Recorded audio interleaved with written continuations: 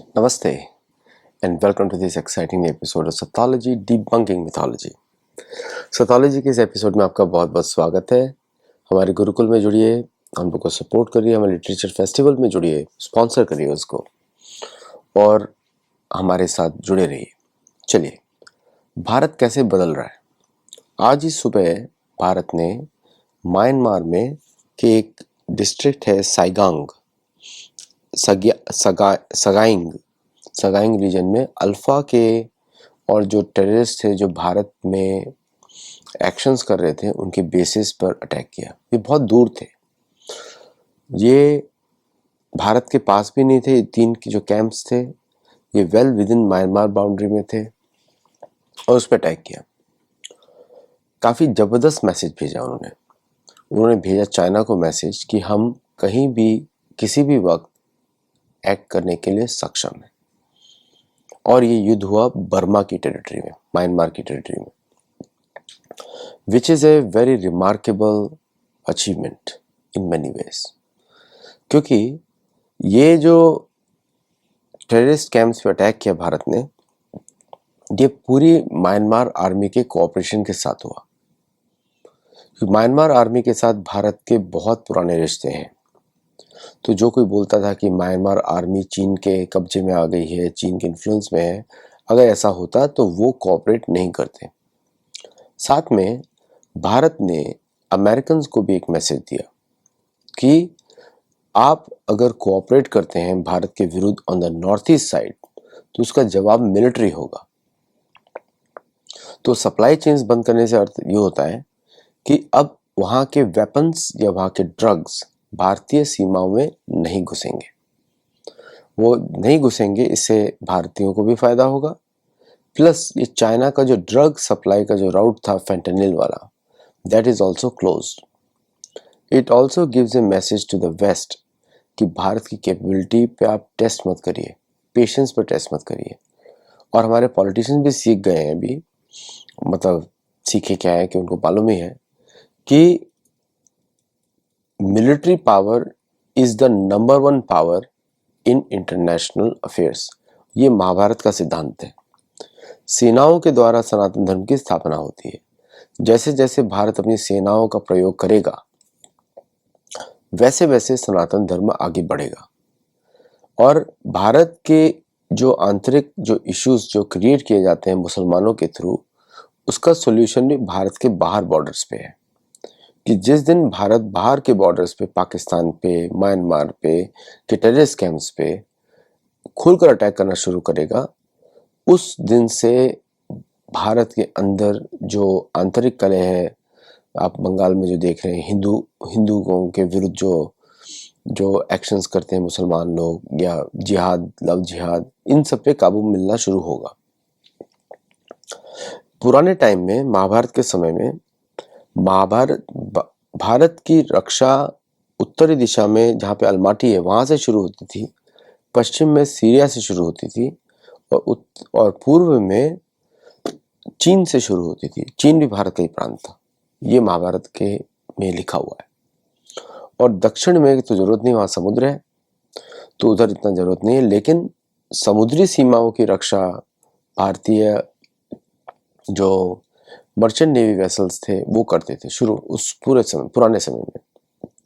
और भारत के बड़े बड़े ट्रेडिंग पॉइंट्स थे जो all over the coast of India रहते थे। उसमें से सिमला द्वीप भी आता है, सिमला द्वीप आता है, अंडमान आता है, ये सब जगह भारतीय थी। मलेशिया और ये कंट्रीज को भी भारत का अंग माना जाता था एज रिसेंट एज ब्रिटिश 1947 से पहले इंडो चाइना बोला जाता था ब्रिटिश रिकॉर्ड्स में। ये क्योंकि उनके लिए यही था, यही भारत था कि पूरा भारत क्षेत्र। जैसे अलेक्जेंडर के समय में भारत शुरू होता था ईरान से, ईरान को भारत मानते थे कि अगर उधर आ गए तो इसका मतलब भारत शुरू हो गया। यहाँ तक कि कुछ रिकॉर्ड्स में ऐसा भी बोलते हैं कि जहाँ पे आज जॉर्जिया है वहाँ से भारत शुरू हो गया, यहाँ तक भी लोग बोलते थे। तो लेकिन इतना इन्फ्लुएंस था तो इसलिए ऐसा बोला जाता था। अब भारत जो है उसी तरफ आगे बढ़ रहा है। जैसे कि अमेरिका ने सैंक्शंस की बात करी तो भारत ने भी सैंक्शंस की बात करी, और अभी जो ट्रेड डील की जो बात हो रही है वो इतनी कम है कि उसमें अब प्रेसिडेंट ट्रम्प बोल रहे हैं इसको रिव्यू करना पड़ेगा। नहीं, अब होगी नहीं ट्रेड डील, क्योंकि ऐसा लग रहा है कि जो भी डील होगी वो ट्रेड डील के जैसी नहीं होगी, वो बायलैटरल एग्रीमेंट जैसा होगा। रिजर्व बैंक ऑफ इंडिया ने भी जो ग्लोबल जो ट्रेड चल रहे हैं, जैसे कि भारत का UPI has been a huge success. 7 countries में 650 million transactions, which is more than Visa. और अगर थोड़े सालों में हम देखेंगे तो it is going to expand more. पूरी दुनिया उसको अडॉप्ट करेगी, because it is a international system और अच्छी तरह चल रहा है इस समय, और it is based out of India. तो financial might brings military might and military might brings financial might. Only one question is lacking, जो कि है धर्म।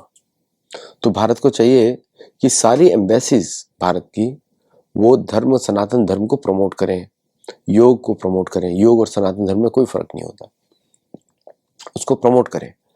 और पूरी दुनिया में योग के माध्यम से रीस्पिरिचुअलाइजिंग द सोसाइटी होना चाहिए। वो सरकार कर सकती है, इंडिविजुअल्स नहीं कर सकते। हम लोग कंटेंट दे सकते हैं, हम लोग थोड़ा सा सहायता कर सकते हैं गुरुकुल के माध्यम से, लेकिन जो बड़ा इनिशिएटिव होता है वो भारतीय सरकार का होगा। जैसे अमेरिका ने पूरी दुनिया में डेमोक्रेसी का चूरन बेचा, ताकि वो डेमोक्रेसी के माध्यम से दूसरे जगहों पे रिजीम चेंजिंग ऑपरेशंस कर सके। मतलब जहां भी उनकी ट्रेड डील्स पे नुकसान हो रहा है वहां पे करप्शन बढ़ाया जाए। इसे बार बार बोलता हूं कि अमेरिका को करप्शन बहुत पसंद है, लेकिन दूसरे देशों में, बाहर उनके देश में नहीं। अब आते हैं नेक्स्ट पॉइंट के ऊपर कि रिजर्व बैंक ऑफ इंडिया जो है वो देख रही है कि दुनिया में जो डी डॉलराइजेशन होगा वो होगा, जो डॉलर जो है धीरे धीरे स्टेबल कॉइन में बदल जाएगा। तो जो INR बैक्ड स्टेबल कॉइन्स है, व्हिच इज INR कॉइन्स, वो क्रॉस बॉर्डर सेटलमेंट में उसको हेल्प करेगा, रेमिटेंसेस एंड ऑटोमेटेड कॉन्ट्रैक्ट्स, जो कि डिजिटल रूपी और यूनिफाइड पेमेंट इंटरफेस के साथ कनेक्टेड हो।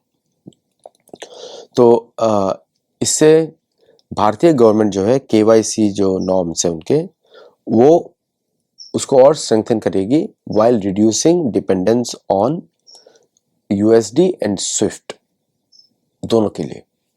देखिए, भारत जो भी एक्शंस लेता है बड़ा स्टेबल तरीके से लेता है, इन ए प्रॉपर वे, जैसा होना चाहिए। जो बाकी देशों के एक्शंस होते हैं वो एक सेल्फिश मोटिव से होते हैं और इमीडिएटली होते हैं। मतलब there is a difference between सतगुण और रजगुण। तो वहां पे वो जो एक्शंस होते हैं सेल्फिश होते हैं और एक शॉर्ट टर्म विजन के थ्रू होते हैं। भारत का सिस्टमिक चेंजेस है, क्योंकि इंस्टीट्यूशनल फ्रेमवर्क में भारतीयों से बड़ा कोई है नहीं। हमारे अर्थशास्त्र भी उसी प्रकार से है। तो भारत को अर्थशास्त्र प्रमोट करना चाहिए मेरे हिसाब से, to all the countries. If you want to deal with India तो अर्थशास्त्र के माध्यम से करें, क्योंकि एडम स्मिथ का कैपिटलिज्म फेल हो गया, कम्युनिज्म फेल हो गया, कार्ल मार्क्स का, ये सब फॉल्टी थ्योरीज जो है वो सारी फेल हो गई, क्योंकि वो लॉन्ग टर्म नहीं था।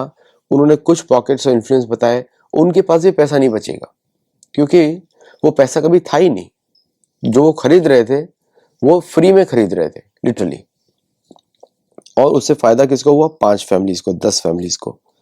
तो ये जो सिस्टम भारत ने लॉन्च किया है, जो ब्लॉकचेन बेस्ड है, जो टारगेट करेगा 129 बिलियन डॉलर, जो अभी डॉलर बोला जाता है, इंडियन मार्केट को, जो कि स्मार्ट कॉन्ट्रैक्ट्स और रियल टाइम INR वेरिफिकेशन और real time INR coin which will based on stable coin. तो भारत के लिए बड़ा आसान हो गया। तो ना stable coin equal to INR coin, keeping जो है भारतीय एक्सपोर्टर्स का एडवांटेज, कि जो वैल्यू एक्चुअल है उसकी, उतना ही उसका भारत में कॉस्ट होना चाहिए। जैसे कि $1 का वैल्यू भारत में कुछ भी नहीं है, मतलब $1 का वैल्यू भारतीय रुपए में बहुत ज्यादा है, लेकिन अमेरिका में इसका कोई वैल्यू नहीं है। तो इसका मतलब ये हुआ 80 रुपए इन इंडिया, जो अभी सो कॉल्ड जो सिस्टम चल रहा है, 80 रुपए in India carries more weight than $1। तो अगर देखा जाए तो 80 रुपए में 3 मिल मिलते हैं, और अमेरिका में उसमें एक ही मिल मिलता है। तो किसकी करेंसी? तो फिर इसके अगर हम उसको रिवर्स में करें, 1 रुपये का जो वैल्यू आता है डॉलर में, इसका मतलब ये है कि डॉलर का जो वैल्यूएशन है वो रियलिस्टिक नहीं है इन इंडिया। क्योंकि उसका उस तरह का इकोनॉमी है। तो अमेरिकन करेंसी में उसका वैल्यू उधर ज़्यादा है, लेकिन इंडिया में उसका वैल्यू नहीं है। तो इसके लिए आईएनआर ने जो आईएनआर कॉइन्स जो लॉन्च किए हैं वो एक्सटर्नल ट्रेड के लिए based Indian rupee is going to be more valuable. तो इसके लिए आरबीआई ने ऑलरेडी नोटिफिकेशंस इशू कर दिया है। नाउ अब ये चेंजेस हो रहे हैं। तो ट्रम्प का जो पॉइंट था कि ब्रिक्स के जो भी नेशन होंगे उसको अपोज करता है, इंडिया को अपोज करता है, वो सब इमोशनल टॉक्स हो गई जो उसको रिपोर्ट मिल रही है एंड ही इज रिएक्टिंग। लेकिन वो सिस्टम तो उसका कुछ और है। System is going to react on their own way. Systems can not change, नहीं तो दंगे हो जाएंगे अमेरिका में, या फिर वहां पे लोग भुखमरी से मरेंगे। तो वहां के सिस्टम्स जो हैं वो इस प्रैक्टिकल आरबीआई सिस्टम के थ्रू मॉड्यूलेट करेंगे। और क्योंकि वो छोड़ तो सकते नहीं है, ट्रेड कैसे, युद्ध भी नहीं कर सकते। भारत ने जो है उनको एग्जाम्पल दिखाया, पाकिस्तान में एग्जाम्पल दिखाया, म्यांमार में, अभी और एग्जाम्पल दिखाएगा पाकिस्तान में। तो उनको दिखाने के लिए कि भाई तुम युद्ध नहीं कर सकते, चेक कर लो। भारतीय operations, military operations have been even better effective, more effective than even Russian operations against Ukraine. Russian operations against Ukraine में जो नुकसान हुआ रशिया को भी और यूक्रेन को भी was phenomenal, बट रशिया के जो ऑब्जेक्टिव्स हैं मीट नहीं हो पाए, सारे ऑब्जेक्टिव्स मीट नहीं हो पाए, स्पीड वाज नॉट देयर, और उस उल्टा वो फंस भी गया एक लंबे साइकिल में, जिसमें अभी रशियन इकोनॉमी पे उसका इफेक्ट आना शुरू होगा अगले साल से। लेकिन भारत के जो एक्शंस हैं वो calculated for limited time, but they achieve their objectives. तो उसने एक वेस्ट को दिखा दिया कि भाई मिलिट्री ऑपरेशन अगर होगा तो वी हैव एन एज। तो आप समझिए, कंडीशन समझिए, स्मेल द कॉफी। बार बार बोल रहे हैं smell the coffee, Jaishankar ji ने बोला smell the coffee, it's time to smell the coffee. तो उसका जो अब अगला रेमिफिकेशंस ये है कि अभी ट्रेड डील तो आपको मालूम है क्या होने वाला है। ब्रिक्स के साथ भारत का जो engagement is going to get stronger, global south के साथ भारत का एंगेजमेंट विल बी स्ट्रॉन्गर। और जो एक दो इंसिडेंट्स हो रहे हैं जैसे कि चाइनीज इकोनॉमी का, अपेरेंटली आप देखेंगे कि चाइनीज इंटेलिजेंस का जो propaganda on the social media उस पर भी अब अफेक्ट होगा, because Chinese are going to control it. क्योंकि जो भी इंडियन अमेरिकन हेट्रेड है अमेरिका में जगह, वो चाइनीज के थ्रू हो रही है और इसको अमेरिकन सिस्टम्स अलाउ कर रहे हैं।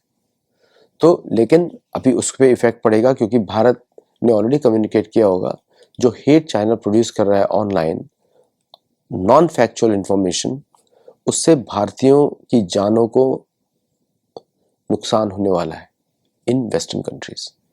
तो इसलिए आपको करेक्ट करना पड़ेगा, that you have to control it. ये सब कंडीशंस लगने वाली है।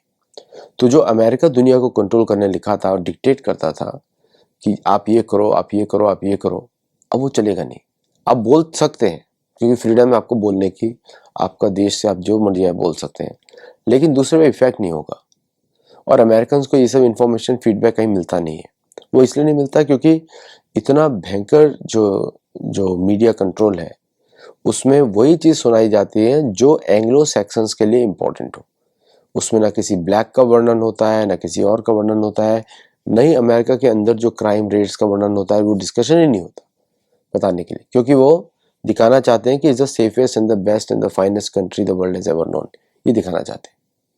और भारत की गरीबी का उपहास बनाया जाता है।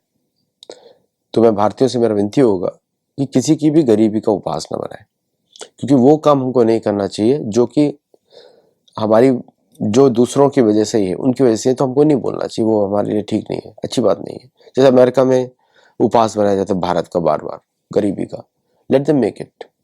क्या हो गया, वो आउटकम तो कुछ और ही आ गया ना। आउटकम क्या आया कि Bharat has more middle class who can afford American lifestyle इन भारत।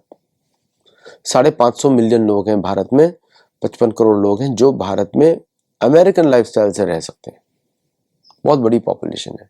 मतलब अमेरिकन लाइफस्टाइल से मेरा मतलब है कंपैरेबल, कि सबके भोजन होगा, घर होगा, कार होगी, या they can afford education and everything else, उस तरह का comparable, not in the actual dollar value terms. एक जो रिसेंट इशू आया था ट्रम्प का, कि जिसमें ट्रम्प ने बात किया था कि भारत शुड बाय F-35। अभी उसका तो पूरा आउटकम ही बाहर आ गया। भारत ने बड़ा क्लियरली बोला कि अगर आपने ऐसा काम किया, अगर आप पाकिस्तान को सप्लाई कर रहे हैं, तो हम तो वो वेपन्स लेंगे जो उन वेपन्स को काटेंगे। तो अगर F-35 सप्लाई करेंगे पाकिस्तान को, या F-16 सप्लाई करेंगे, या मिसाइल्स देंगे, तो हम वो वेपन्स लाएंगे जो उसको काटेंगे। और पाकिस्तान को कैसे अमेरिका खरीदवाएगा? वेरी सिंपल, ओल्ड मैकेनिज्म कैसा है? लोन दिलवाएगा IMF से फॉर न्यू प्रोक्योरमेंट, और फिर उसी पैसे को यूज करेगा, जैसे उसने किया बिफोर द पहलगाम। फरवरी में उसने इशू किया पैसा पाकिस्तान को to award them so that they can buy more, और उसने खरीदे एंड दे वर यूज्ड। अब वो स्टॉक खत्म हो गया। अब क्या होगा? बिकॉज मिसाइल्स आप हर समय लगा के नहीं रख सकते हैं, एयर टू एयर मिसाइल जो है खराब हो जाती है। You can not do it on the plains for long term. आपको स्टोर भी लंबे समय तक नहीं कर सकते। तो लेकिन अब वो क्या करेगा कि वो उनको वापस पाकिस्तान को आर्म करेगा with American tax payers money, और instead of paying them money will ask them to buy through crypto और सम अदर मैकेनिज्म, ताकि वो उसको पाकिस्तान यूज करे, क्योंकि पाकिस्तान का उसने रिजर्व बढ़ा दिया है, $9 बिलियन पहुंच गया है। उसको यूज करे पाकिस्तान और अमेरिकन वेपन्स खरीदे, क्योंकि उसको वेपन्स बेचना है, सो that they can collect the taxes and the people who can fund the elections. चीन के साथ, और ये भारत के लिए एक अच्छा न्यूज भी है, क्योंकि इससे क्या होगा, अमेरिकन इकोनॉमी और खराब होगी। जो अमेरिकन एजुकेशन सिस्टम है, मैं पहले पॉइंट खत्म कर दूं, विद चाइना आप देखेंगे कि ट्रम्प ने उसको क्रिटिसाइज ही नहीं किया है in fast last few days, for few days बोलूँगा, 2 हफ्ते क्रिटिसाइज नहीं किया है। उसने ईरान वॉर के समय बोला कि China can by what ever oil they want Iran से, और फ्रीडम दिया, क्योंकि इंटरनल एक डील हुआ है। नहीं तो अमेरिका में टॉयलेट पेपर नहीं बचेंगे, इसलिए डील हुआ। और भारत से वो ये सब कर नहीं सकता, क्योंकि भारतीय इकोनॉमी डिपेंडेंट ही नहीं है अमेरिकन एक्सपोर्ट्स पे। चाइना को तो बहुत फर्क पड़ेगा, ऑलमोस्ट लाइक $200-300 बिलियन का। भारत को उतना फर्क नहीं पड़ेगा। भारत का टोटल ट्रेड $175 बिलियन है, और जो कि बायलैटरल ऐड दोनों को ऐड करने के बाद है, उसमें इंडिया का ट्रेड सरप्लस है। और ट्रेड सरप्लस को भारत अमेरिकन वेपन्स के साथ नहीं करेगा, बट लॉजिस्टिक सॉल्यूशंस पे कर सकता है। जैसे for example getting more C-17s और C-5s और C-130, उस पर भारत डाइवर्सिफाई कर रहा है। C-295 भारत ने ऑलरेडी बनाना शुरू कर दिया है, डिलीवरी शुरू हो गई है, and plus Embraer 390 may come in, which is a fantastic plane, but again वो C-130 कैटेगरी में है, it is not in the category of C-17, उस तरह का प्लेन है नहीं। और रशियन IL-76 गजराज से भी ज़्यादा ऑपरेशनली एफिशिएंट है C-17, तो शायद भारत उस एरिया में ज़्यादा फोकस करेगा, और पोसाइडन्स में भी भारत खरीदेगा। लेकिन with the delivery of GE और ये सब में भारत सैंक्शंस लगाने वाला है GE के ऊपर, और उन पर पेनल्टी लगाएगा, सैंक्शंस नहीं। और फिर उसके बाद वो already Bharat is exploring Safran and other country, other plane manufacturers, Rolls Royce, जो कि मैंने आपको पिछले अपडेट में बताया। For aircraft engines also Bharat में स्टेबलाइज ऑन में choose CFM international, which is for civilian aircraft, which is again a Snecma engine, Snecma and type Safran का टाइप है वो। So now coming to the Snecma and Safran are interrelated companies, even though Snecma is more European. So ये सब updates हैं। तो Bharat definitely is making a very very powerful push right now, और भारत की growth is reflecting भारत's ambitions. तो मैं यहीं पे रुकूंगा, but if you like the update and so do like, share, subscribe, और मुझे भी इसका feedback दीजिएगा। नमस्ते, जय जगन्नाथ।